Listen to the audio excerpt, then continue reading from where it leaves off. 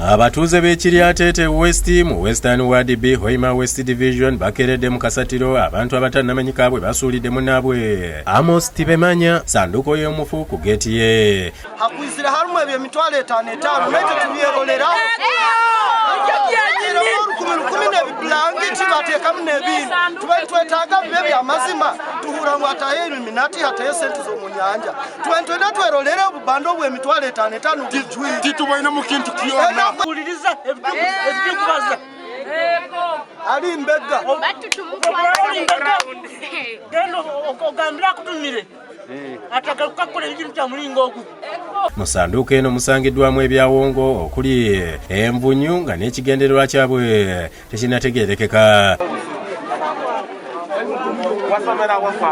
kandi mumanyire kurungi tagira kizibu kyona hakyaro mane kwenka defense muchwa egyo mparaine ya business zabo mparaime baguma watakanira kwa demoerosi ebadde yeefaananyiriza ey'omwana omuto ng'ebaddemu olugoye olw'akakobe ng'eriko n'ebitaka ng'okuliraana weebadde waasuuliddwawo obupapula obwa siringi 10,000. akakuolekya ngu bakola kusiisa ibala ly'omuntu bakomala na bizinesi kozi kyosa kwata okateeka sente aigulu awo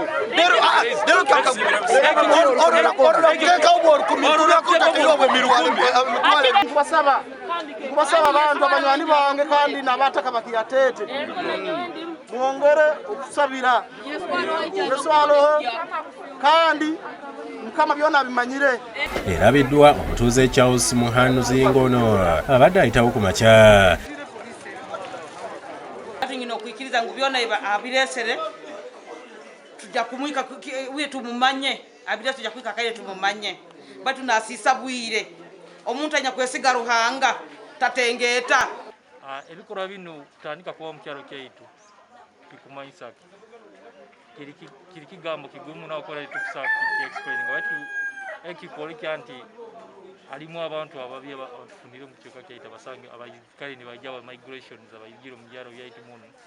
Ekibaddewo kiresa abatuuze n'abadduukiriza abalala nga boogera ebitakwatagana ng'abasinga bategeezezza nti mpalana za ku kyalo.